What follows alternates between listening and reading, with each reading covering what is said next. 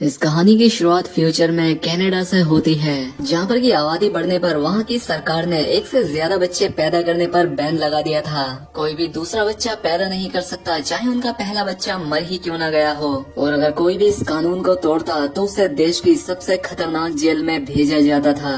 Canada और US के border पर काफी टाइट सिक्योरिटी थी, जहाँ से कि लोगों की अच्छे से तलाशी लेने के बाद ही उन्हें आगे जाने दिया जाता था। यहीं पर हम कार में एक कपल को देखते हैं, जिसमें हस्बैंड था जॉन ब्रोनिक, जो कि पहले एक फौजी हुआ करता था, जो यहाँ अपनी वाइफ कैरन के साथ था। कैरन ने अपने कोट के नीचे एक मैग्नेटिक वेस्ट पहनी हुई थी। दरअसल ये प्रेग्नेंट है और यहाँ से दूर जाकर अपने दूसरे बच्चे को जन्म देना चाहती थी, और इस वेस्ट से चेकिंग के दौरान उसकी असलियत सामने नहीं आ पाएगी। और अब यहाँ पर जब गार्ड उनके सामान की तलाशी ले रहे थे, तो यहाँ एक लड़की को प्रेग्नेंट होने की वजह से अरेस्ट कर लिया गया, जिससे कैरन और भी डर गई। लेकिन उसकी पहनी हुई मैग्नेटिक वेस्ट ने उसे बचा लिया। लेकिन जैसे ही वो बाहर आए, यहाँ एक फौजी की नजर उनकी उस मैग्नेटिक वेस्ट पर पड़ गई, जिसके बाद कई सारे सिपाही उन्हें पकड़ने के लिए उनके पीछे दौड़ पड़े। जॉन ने अपनी वाइफ और बच्चे को बचाने के लिए कैरन से वहाँ से भाग जाने के लिए कहा, और उसने खुद वहीं पर रुककर सैनिकों को रोकने का फैसला किया। लेकिन यहाँ पर जॉन को पकड़ लिया गया और उसे बाकी कैदियों के साथ बंदी बनाकर एक जेल में ले जाया गया,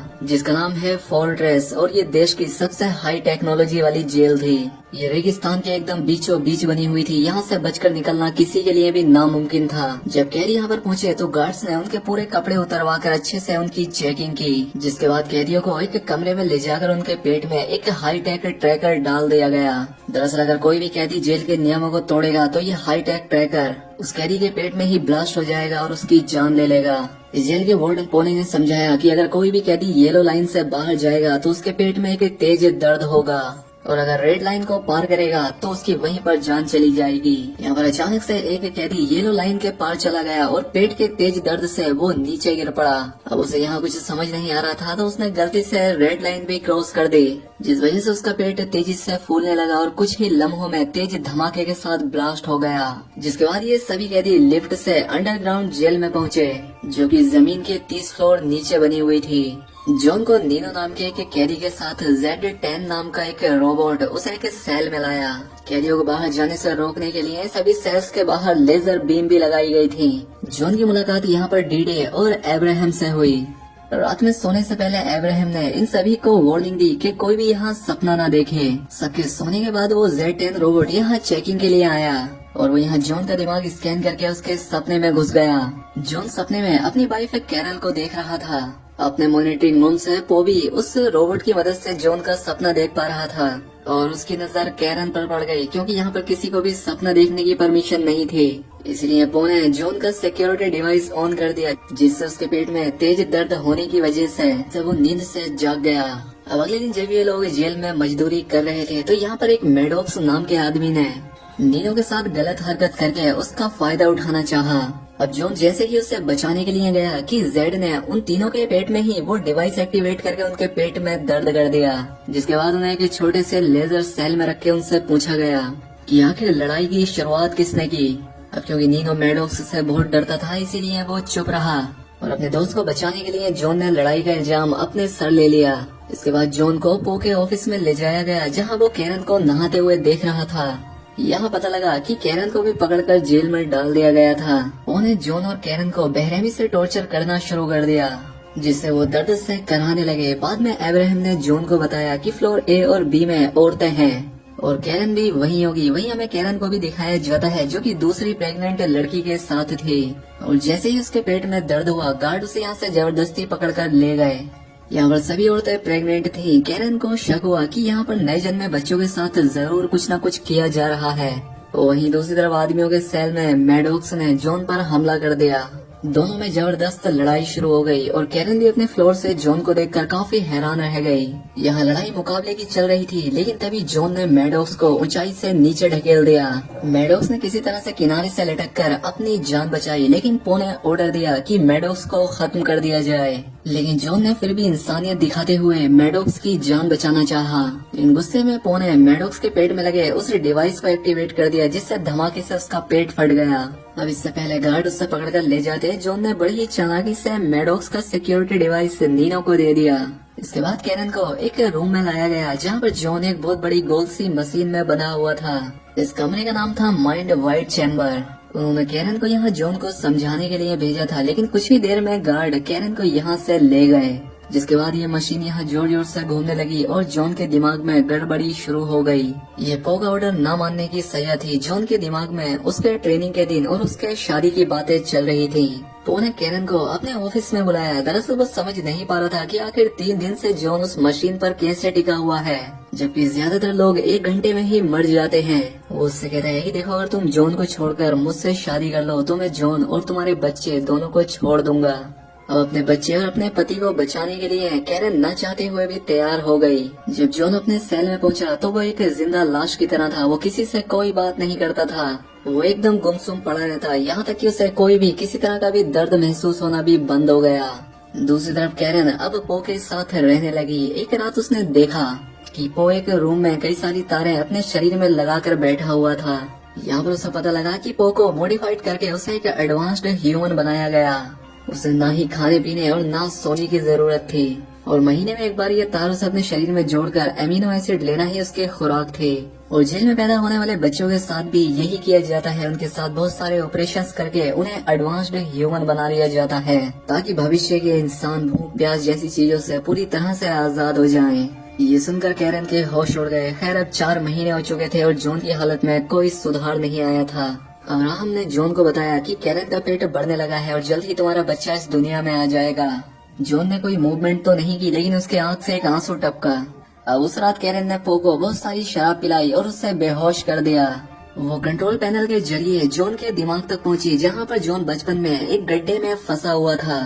कैरन ने सपने में जॉन को गड्ढे से बाहर निकाल दिया और अब असलियत में भी जॉन को होश आ चुका था। अब उसे सही हालत में देखकर उसके सभी साथी बहुत खुश हुए। जिसके बाद जॉन ने अपनी वाइफ कैरन को यहाँ से लेकर भागने में अब्राहम की मदद मांगी, और अब अब्राहम भी जॉन की मदद करने के लिए तैयार हो गया। वहीं जब कैरन को ये पता लगा कि जॉन ठीक हो गया है तो वो भी बहुत खुश हुई। बाद में नीनू ने जॉन को वो सिक्योरिटी डिवाइस दिया जो कि उन्होंने मैडॉक्स की बॉडी से लिया था।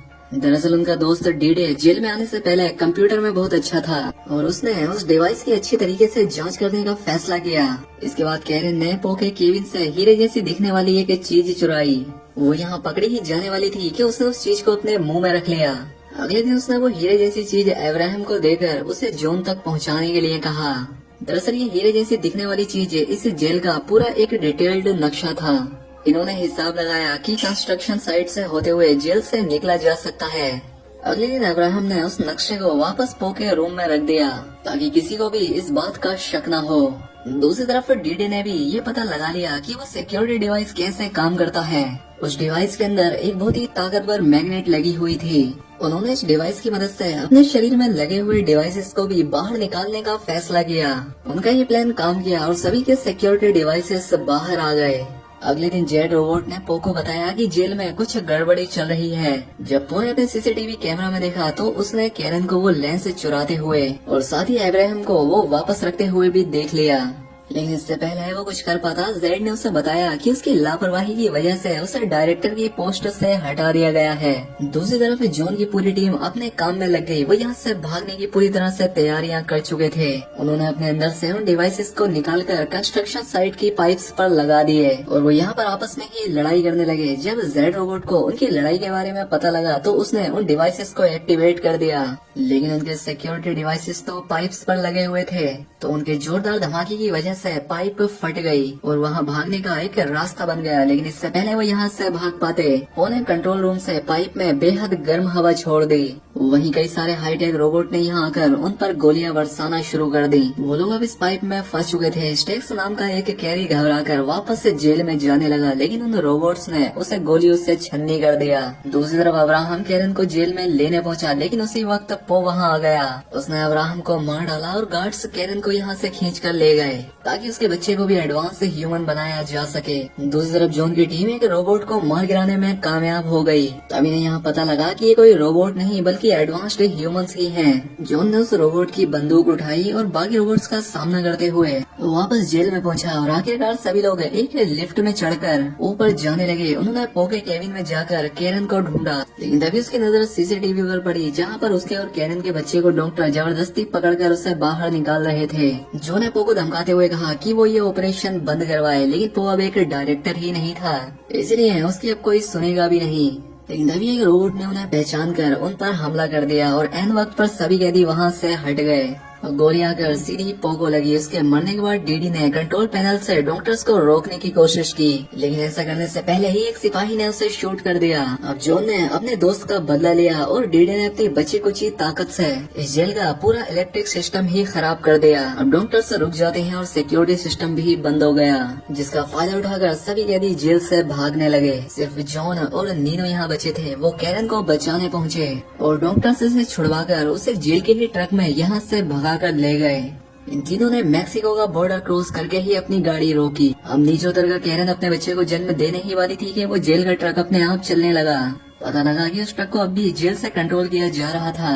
उसने नीनो को कुचलकर मार डाला। अब जॉन उसका सामना करने के लिए बाहर गया और कैरन झोपड़ी में तड़प रही थी। जॉन ने उस ट्रक को एक धमाके से उड़ा दिया, लेकिन बदकिस्मती से वो ट्रक झोपड़ी से जा टकराया और जॉन को लगा कि कैरन भी अंदर दबकर मारी गई। अब जॉन रोता हुआ अपनी वाइफ को ढूंढने लगा, लेकिन वो सही मौके पर उस झोपड़ी से निकल गई थी। वो एकदम सेफ थी और उसके हाथ में एक प्यारा सा बच्चा था। तो दोस्तों, इस तरह से जॉन और कैरन अपने बच्चे को बचाने में कामयाब हो गए। दोस्तों, आपको अगर इस वीडियो में मजा आया हो तो वीडियो को लाइक और चैनल को सब्सक्राइब कर दें। मिलते हैं इसी तरह की अगली शानदार वीडियो में।